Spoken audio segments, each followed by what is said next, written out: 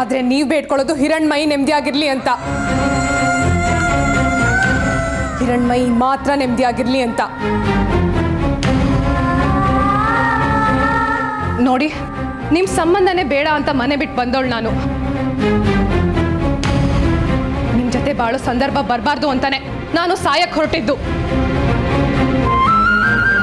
ಸತ್ತೇ ಹೋಗಿದ್ದೀನಿ ಅಂದ್ಕೊಂಡು ನಿಮ್ ಪಾಡಿಗೆ ನೀವು ಇದ್ಬಿಡಿ.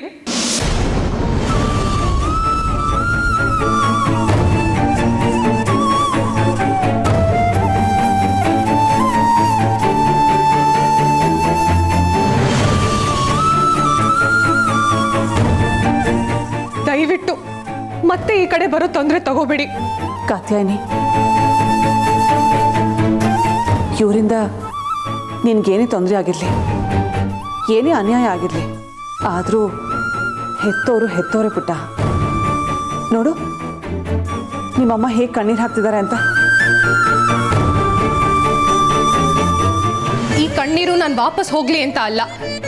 ನಾನು ಹೋಗ್ಲಿಲ್ಲ ಅಂದ್ರೆ ಊರಿನ ಜನ ಅವ್ರ ಹಿರಣ್ಮಯಿನ ಆಡ್ಕೋತಾರೆ. ಅನಾಥೆಯಾಗಿ ಬಂದೋಳು ಹೆತ್ತ ಮಗಳನ್ನೇ ಮನೆ ಬಿಟ್ಟು ಹೋಗುವಾಗ ಮಾಡಿದ್ಲು ಅಂತ.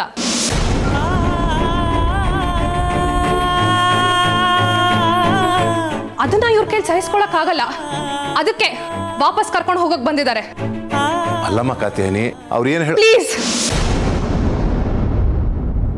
ಯಾರು ಏನೇ ಹೇಳಿದ್ರು ನಾನಂತೂ ಆ ಮನೆಗೆ ವಾಪಸ್ ಹೋಗಲ್ಲ.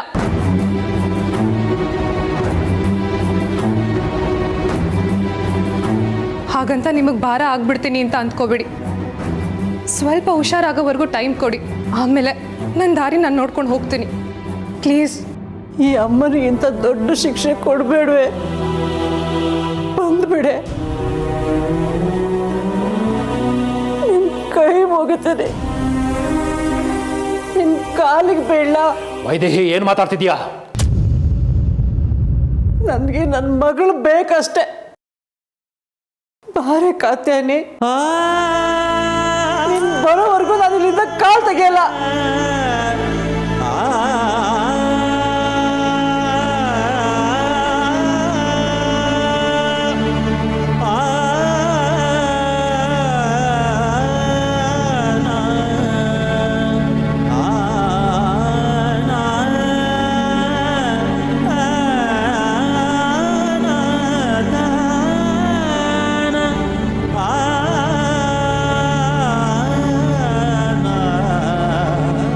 ಆಯ್ತು, ಬರ್ತೀನಿ.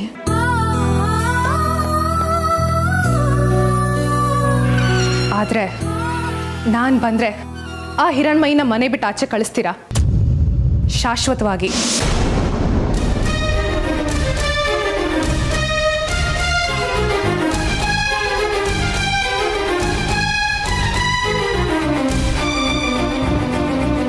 ಅವಳ ಜೊತೆಗಿರೋ ಎಲ್ಲ ನಂಟನ್ನು ಕಳ್ಕೋತೀರಾ ಶಾಶ್ವತವಾಗಿ? ಸಾಧ್ಯನೇ ಇಲ್ಲ.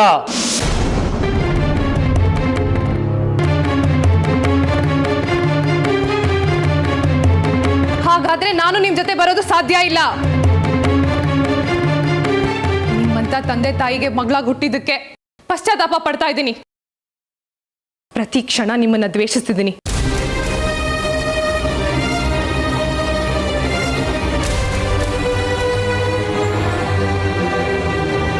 ನಿಮ್ಮ ಮಗಳಾಗಿ ಹುಟ್ಟಿ ಅನಾಥೆ ತರ ಅಲಿಯೋದಕ್ಕಿಂತ ಹುಟ್ಟುವಾಗ್ಲೇ ಅನಾಥೆಯಾಗಿ ಹುಟ್ಟಬೇಕಿತ್ತು ನಾನು. ನಿಮ್ಮ ಪಾಲಿಗೆ ಬಂದ ಕಾತ್ಯಾಯನಿ ನನ್ನ ಮಗಳು ಇಲ್ಲ ಅನ್ಕೊಳ್ಳಿ.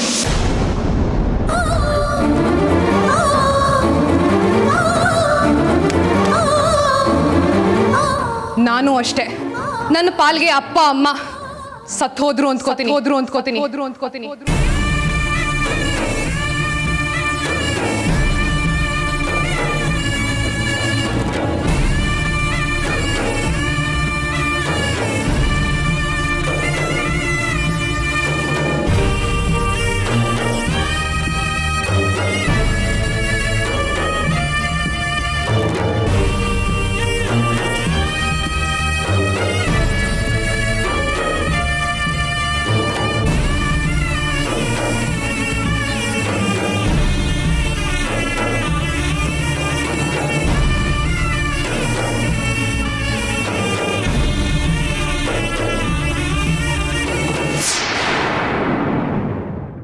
ಮೊದಲು ಹೊರಡಿ ಇಲ್ಲಿಂದ.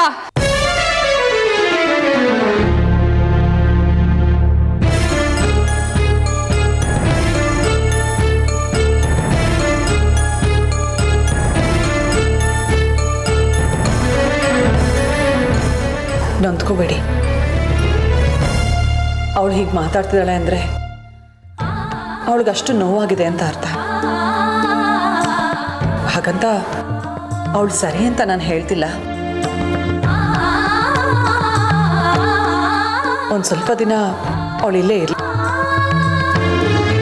ಅವಳ ಮನಸ್ಸು ತಿಳಿ ಆದಮೇಲೆ ನಾನೇ ಅವಳನ್ನ ಕರ್ಕೊಂಡು ಬರ್ತೀನಿ.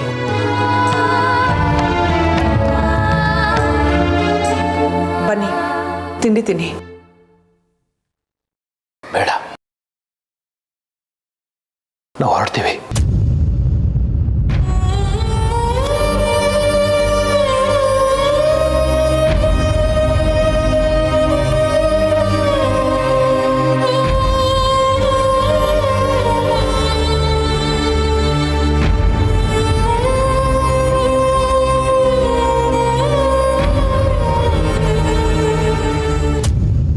ರೀ, ಅವ್ರ ಮೇಲೆ FIR ಫೈಲ್ ಮಾಡ್ರಿ.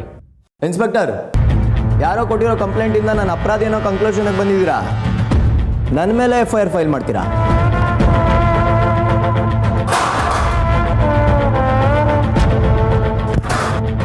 ಹಿರಣ್ಮಯಿ ಅನ್ನೋರ್ ಕೊಲ್ಲಕ್ಕೆ ಸ್ಕೆಚ್ ಹಾಕಿ ಎಸ್ಕೇಪ್ ಆಗಿದ್ದೆ. ಇನ್ನಿಬ್ಬರಿಗೆ ಅಪಾಯ ಮಾಡೋ ಟೈಮಲ್ಲಿ ರೆಡ್ ಹ್ಯಾಂಡಾಗಿ ಸಿಗಾಕೊಂಡಿದೀಯಾ. ಆದರೂ ಈ ಥರ ಮಾತಾಡ್ತೀಯ ಅಂತಂದರೆ ಎಷ್ಟು ಕೊಬ್ಬಿರ್ಬೇಡ ನಿನಗೆ. ಆ ಇಬ್ಬರು ಅಪ್ಪ ಮಗಳ ಬಗ್ಗೆ ಬಿಡ್ರಿ. ಕಾಸು ಪಿಕ್ಸಕ್ಕೆ ಅವ್ರ ಮಗಳನ್ನ ನಾನು ಹಿಂದೆ ಬಿಟ್ಟಿದ್ದೆ. ಆ ಮಂಜುನಾಥ್. ಹಿರಣ್ಮಯಿ ವಿಷಯ ಹೇಳಿ. ಅವಳನ್ನ ಕೊಲ್ಲೋದಕ್ಕೆ ನಾನೇ ಸ್ಕೆಚ್ ಹಾಕಿದ್ದು ಅಂತ ಏನಿದೆ ನಿಮ್ಮ ಹತ್ರ ಪ್ರೂಫು? ಸುಪಾರಿ ಕಿಲ್ಲರ್ಸ್ ಕೊಟ್ಟಿರೋ ಹೇಳಿಕೆ ಇದೆ. ಯಾರಾದರೂ ಅವ್ರ ಹತ್ರ ಬಲವಂತವಾಗಿ ಸುಳ್ಳು ಹೇಳ್ಸಿರ್ಬೋದಲ್ಲ. ನನಗಾಗದೇ ಇರೋರು ಸುಪಾರಿ ಕಿಲ್ಲರೇ ಅವ್ರಿಗೆ ಚುಚ್ಚಿದ್ದು ಅಂತ ನಿಮ್ಮ ಹತ್ರ ಪ್ರೂಫ್ ಇದೆ. CCTV ಫುಟೇಜ್ ಇದೆ. ಆದರೆ ನಾನೇ ಅವ್ರಿಗೆ ಸುಪಾರಿ ಕೊಟ್ಟಿದ್ದು ಅಂತ ನಿಮ್ಮ ಹತ್ರ ಪ್ರೂಫ್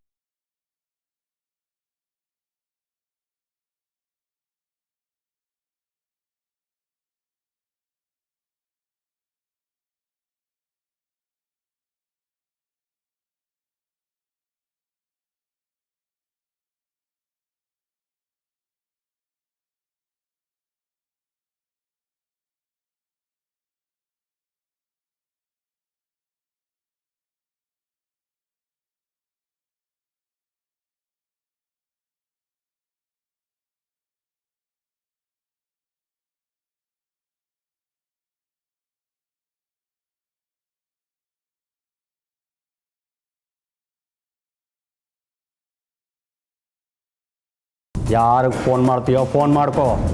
ಆದರೆ ಈ ಸರಿ ನಿನಗೆ ಜೈಲು ಊಟ ಗ್ಯಾರಂಟಿ. ಓ ಭ್ರಮೆ.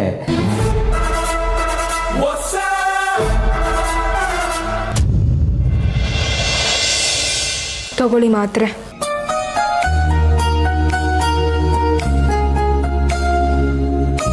ಪಕ್ಕದಲ್ಲಿ ಕೂತು ಕೊಟ್ರೆ ಮಾತ್ರೆ ತಗೊಳ್ಳೋದು.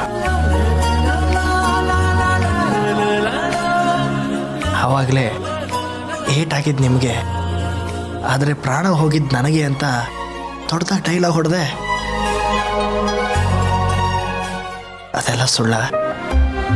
ನಿಮ್ಮ ಮನಸ್ಸನ್ನೇ ಕೇಳ್ಕೊಳ್ಳಿ, ಸುಳ್ಳೋ ಸತ್ಯನೋ ಅಂತ. ನನ್ನ ಮನಸ್ಸಿಗೆ ಗೊತ್ತಾಗ್ತಿಲ್ಲಪ್ಪ. ನೀನೇ ಗೊತ್ತು ಮಾಡಿಸು.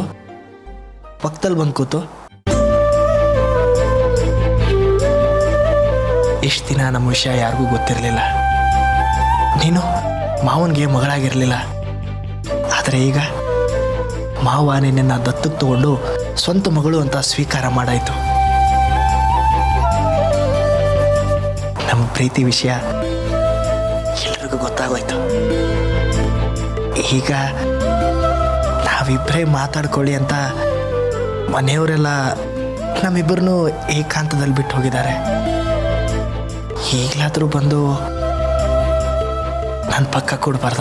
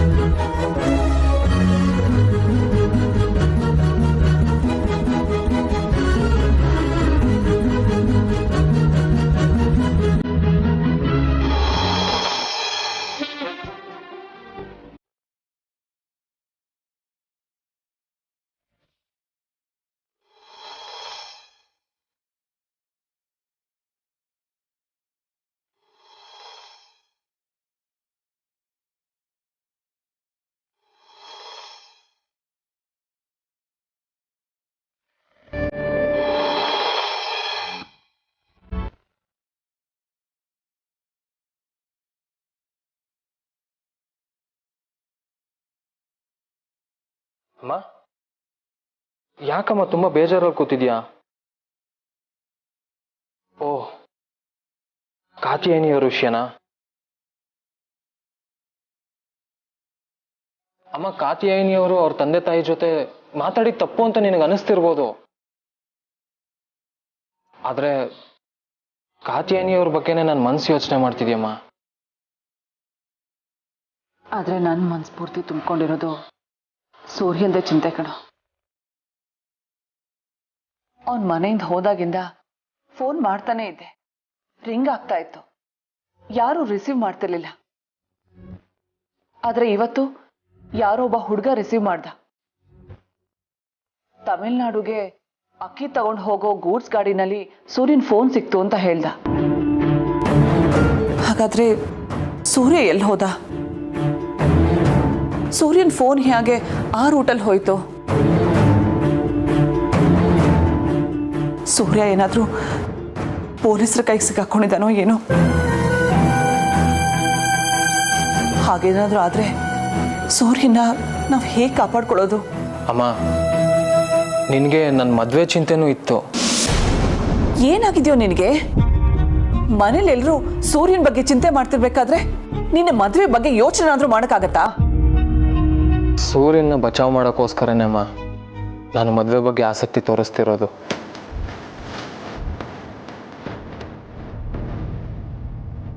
ನಿನ್ನ ಮದುವೆ ಸೂರ್ಯನ್ ಕಾಪಾಡುತ್ತಾ? ನೀನು ಒಪ್ಪಿದ್ರೆ, ಕಾತ್ಯಾಯನಿಯವರು ಮನಸ್ಸು ಮಾಡಿದ್ರೆ ಕಾಪಾಡ್ಬೋದು.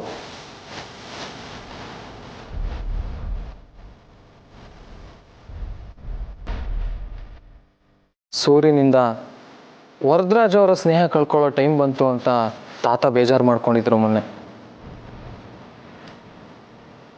ಆದರೆ ನಾನು ಕಾತ್ಯಾಯನಿನ ಕಾಪಾಡಿದೆ ಅಂತ ವಿಷಯ ಕೇಳಿ ಅದೇ ವರದರಾಜ್ ಅಂಕಲ್ ನಮ್ಮ ಮನೆಗೆ ಬರೋಂಗಾಯ್ತು ಕಾತ್ಯಾಯನಿಗೋಸ್ಕರ.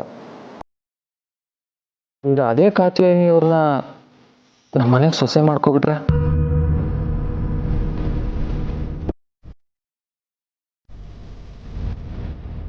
ವರದರಾಜು ಅವ್ರಿಗೆ ನಾವು ಮಗಳು ಗಂಡನ ಮನೆಯವ್ರು ಆಗ್ತೀವಿ. ಕಾತ್ಯಾಯನಿಯವ್ರಿಗೋಸ್ಕರ ಅವರು ಸೂರ್ಯನ ವಿರುದ್ಧ ಹೋಗೋದು ತಪ್ಪುತ್ತೆ.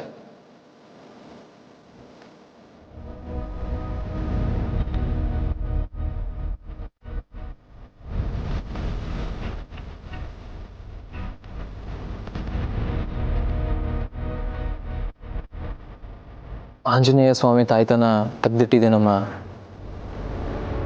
ಯಾರ್ದು ಅಭ್ಯಂತರ ಇಲ್ಲ ಅಂದ್ರೆ ನಾನು ಕಾತ್ಯಾಯನಿಯವ್ರನ್ನ ಮದುವೆ ಆಗಕ್ಕೆ ಸಿದ್ಧ. ಮನಸ್ಪೂರ್ವಕವಾಗಿ? ಹ್ಞೂ ಅಮ್ಮ.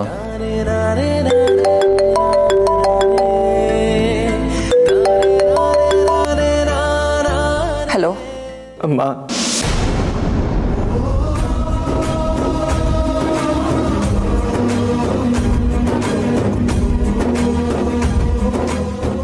ಸೂರ್ಯ,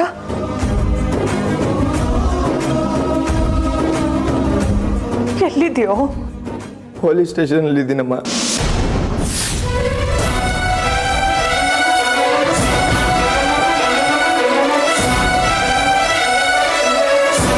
ಯಾವುದೋ ಕೆಲಸಕ್ಕೆ ಬಾರದೇ ಇರೋ ಸ್ಟೇಟ್ಮೆಂಟ್ ಇಟ್ಕೊಂಡು ನನ್ನನ್ನು ಅರೆಸ್ಟ್ ಮಾಡ್ಕೊಂಡ್ಬಂದಿದ್ದಾರೆ ಇನ್ಸ್ಪೆಕ್ಟ್ರು. ಇವಾಗ FIR ಬೇರೆ ಆಗ್ತೀನಿ ಅಂತ ಕೂತಿದ್ದಾರೆ.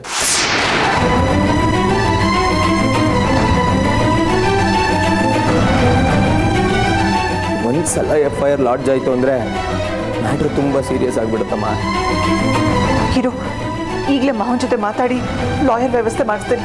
ಆ ಮುದ್ಕ ನನಗೇನು ಲಾಯರ್ ವ್ಯವಸ್ಥೆ ಮಾಡೋದು ಬೇಡಮ್ಮ. ಅವನು ಸತ್ಯ ಹರಿಶ್ಚಂದ್ರನ್ ತುಂಡು ಅಂತ ಪ್ರೂವ್ ಮಾಡೋದಕ್ಕೆ ಈ ಕೇಸಲ್ಲಿ ಇನ್ವಾಲ್ವ್ ಆಗದೆ ಇದ್ರೆ ಸಾಕು. ಹಾಗೆ ನೋಡ್ಕೊ. ನಾನೇ ಲಾಯರ್ಗೆ ಫೋನ್ ಮಾಡಿ ಬರಕ್ಕೆ ಹೇಳಿದ್ದೀನಿ. ನಿನ್ನ ಮಗ ಆಂಜನೇಯನ್ ಭಕ್ತಂಗೂ ಒಂದು ಮಾತು ಹೇಳೋದಕ್ಕೆ ಹೇಳು. ಈ ಟೈಮಲ್ಲಿ ಅಲ್ವೇನಮ್ಮ ನಮ್ಮವರು ತಮ್ಮವರು ಅಣ್ಣ ತಮ್ಮ ಅಂತ ಆಗ್ಬೇಕಾಗಿರೋದು? ಹೇಳ್ತೀನಿ ಕಣೋ, ನೀನೇನು ಯೋಚನೆ ಮಾಡಬೇಡ. ಸಮರ್ಥನ ಈಗಲೇ ಪೊಲೀಸ್ ಸ್ಟೇಷನ್ ಹತ್ರ ಕಳಿಸ್ತೇನೆ.